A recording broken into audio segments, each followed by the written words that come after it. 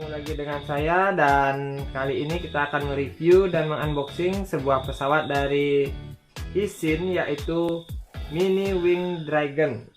Seperti kita tahu, Wing Dragon itu untuk pemain aeromodeling tahun 2013 atau 14 pasti sangat familiar dengan tipe ini, karena tipe ini sangat populer saat itu. Nah, untuk kali ini Issin mengeluarkan versi mininya, yaitu Mini Wing Dragon. Nah, seperti apa bentuknya? Ayo kita lihat sama-sama. Oke, sekarang kita bisa lihat boxnya seperti ini. Bagian depannya seperti ini. Seperti biasa ada tulisan Issin dan logo Issinnya. Ada namanya Mini Wing Dragon, bentuk pesawatnya, dan remote-nya. Untuk bagian atasnya biasa aja seperti ini, bagian bawahnya juga kosong, bagian kiri kanan tidak ada, cuma di sebelah kanan ada tulisannya ini versi RTF. Spesifikasinya di sini. Oke, langsung aja ayo kita buka. Kita dapat buku manual, kita dapat stiker, ini sayapnya seperti ini, kita dapat roda, obeng, sama baling-baling cadangan. Kita dapat remote-nya,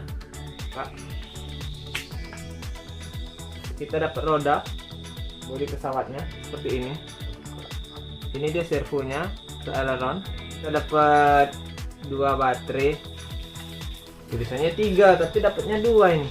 Ini autopilot sama gironya ada di dalam. Radarnya, ini elevatornya. Oh, ini chargingnya. Sekarang ayo kita rakit.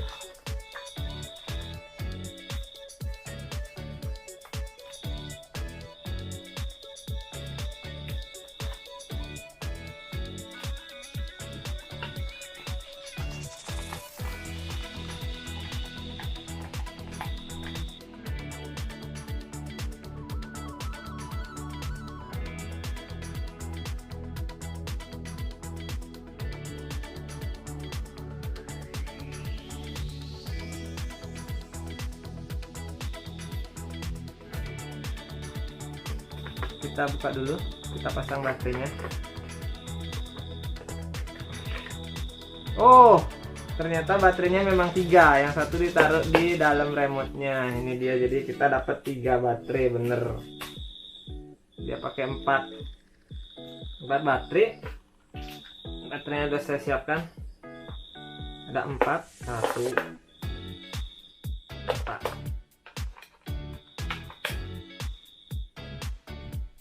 Oke, hasil jadinya seperti ini setelah saya rakit. Nah, kita bahas satu persatu ya. Dari atas dulu, atasnya seperti ini. Dia ada stikernya di sini, warnanya bagus. Cuman di sini stikernya gampang ngelupas. Kita lihat di atas ini, bentuk sayapnya itu flat, tapi agak sedikit melengkung di atasnya. Ada motornya di sini.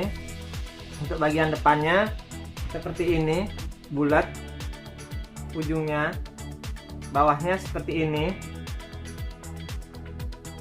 Nah, untuk rodanya dia seperti ini, dari ini gabus, jadi cukup kuat. Untuk kawat yang dipakai juga bagus, lentur. Saya punya jenis seperti ini dulu dan memang tidak gampang patah. Untuk roda belakang juga sama, pakai gabus, jadi lebih bagus dia, dan ini sangat lentur. Sayapnya dia ada spar karbon di sini, jadi sayapnya ini akan sangat kuat. Dan untuk di aileron sendiri juga ada sparnya, jadi dia ini tidak akan mudah melengkung, jadi akan tertarik dengan bagus. Untuk tengah ini juga karbon, jadi dia sangat kuat dan ringan. Untuk push rod sendiri dia bahannya itu dari stainless, kecil, dan ada pegangan di sini. Di tengah ini ada pegangannya, jadi saat ditarik atau didorong itu dia tidak akan melengkung, makanya ada pegangan ini. Karena ini cukup lentur dan ini cukup panjang ke belakang untuk menggerakkan elevator dan radarnya. Nah, untuk elevator sendiri dia ada spar karbonnya juga. Dan untuk elevator di sebelah ini juga ada spark karbonnya. Jadi di sini ada tombol on off. Kita nyalakan, akan ada lampu indikator di sini kelihatan warna merah. Motornya itu seperti ini. Motornya masih brushed, bukan brushless. Ini dalamnya. Ini untuk mesinnya. Dekat sekali sama L Toys. Oke, segitu aja untuk bodi pesawatnya. Sekarang kita bahas remote-nya. Remote-nya itu bentuknya seperti ini. Nah, sama aja kayak remote toys pada umumnya. Nah, depannya seperti ini, sampingnya begini, kiri begini, bawahnya begini, atasnya begini aja. Ada dua switchnya. Nah, belakangnya seperti ini. Nah, kita bahas satu-satu ya. Di sini ada beberapa tombol. Nah, tombol ini itu untuk trim. 1, 2, 3 itu trim. Nah, untuk ini adalah rate. Jadi rate ini itu adalah rate, jadi besar kecilnya bukan servo. Jadi kalau misalnya ke atas kita tekan, yaitu high rate. Itu kalau kita tekan ke bawah, dia itu low rate. Nah, kita coba aja langsung ya. Jadi kalau kita pencet ke bawah, dia akan menyala solid. Itu artinya dia low rate. Kalau ke atas itu high rate. Jadi dia lebih sensitif kalau dia high rate. Di sebelah kanan itu ada switch. Nah, itu ada 3 posisi. Untuk yang bawah ini advance, itu artinya dia manual, gironya tidak aktif sama sekali. Nah, itu middle, gironya aktif. Dan yang paling atas itu beginner 2. Nah, untuk pemula sebaiknya pakai beginner 2 ini. Jadi dia pesawat akan lebih mudah dikontrol. Nah, yang sebelah kiri itu ada tombol return home. Jadi return home di sini fungsinya apabila kita disorientasi, tidak tahu arah pesawat ini kemana, kita bisa tekan tombol ini dan pesawat akan kembali ke posisi di mana dia take off atau posisi di mana di return home ini disetting. Nah, kita akan setting return home-nya. Mode return home ini hanya berfungsi pada mode beginner dan mode middle. Jadi pada mode advance itu dia tidak berfungsi. Jadi switch harus kita taruh di antara dua ini, yaitu beginner atau middle. Kemudian arahkan dia pesawat ke posisi kita mau take off. Setelah kita posisikan pesawat mau take off kemana, kita tekan ini sekali. Aileron akan bergerak. Itu artinya dia sudah mengunci posisi pesawat, arah pesawat ini. Nah, berikutnya kita tinggal terbang. Oke. Apabila kita disorientasi, kita tinggal tekan tombol ini, maka pesawat akan kembali ke posisi kita. Nah, bisa dilihat di sini rudder dan elevator itu bergerak. Nah, apabila pesawat sudah mendekati kita bisa menekan tombol ini untuk mematikannya dan mengambil alih pesawat. Apabila kita tidak mengambil alih pesawat saat kita pesawat itu sudah dekat, dia akan terus lurus dan tidak berhenti. Jadi teman-teman, sebelum dia sampai ke posisi take off, harus sudah mengambil alih pesawat ini lagi. Kalau tidak, dia akan terbang lurus dan tidak kembali. Oke, secara keseluruhan pesawat ini untuk terbang dia lincah, mudah diterbangkan. Yang kedua, pesawat ini bahannya sangat kuat. Kalau crash beberapa kali nggak akan hancur atau patah, karena saya pernah punya yang model seperti ini. Gabusnya itu sangat kuat dia.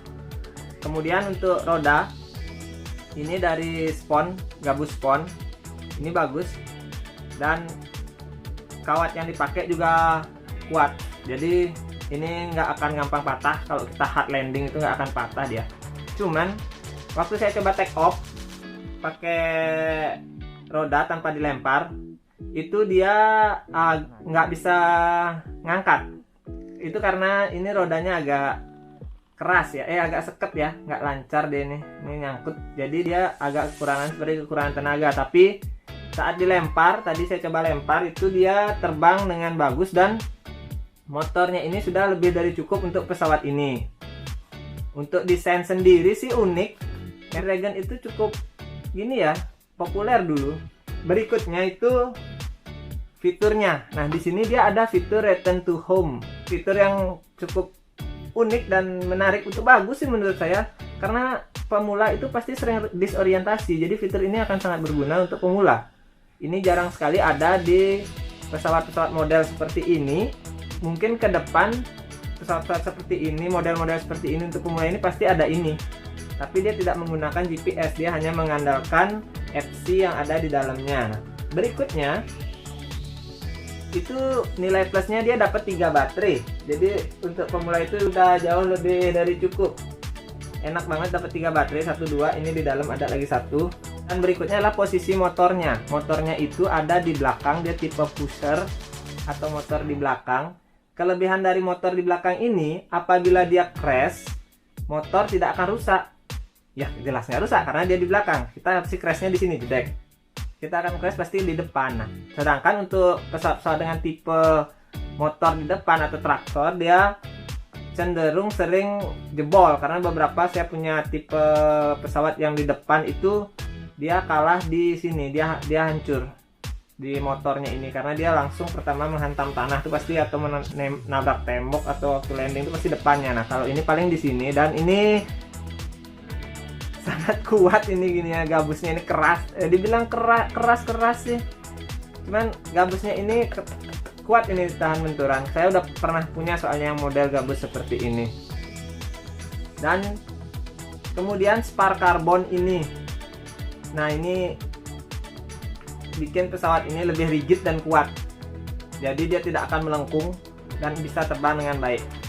Untuk karakter terbangnya itu mudah dikendalikan, cuman waktu menikung dia akan cenderung turun, jadi harus di counter dengan elevator. Cuman apabila kita pakai mode beginner atau middle-nya, dia akan lebih mudah dikendalikan.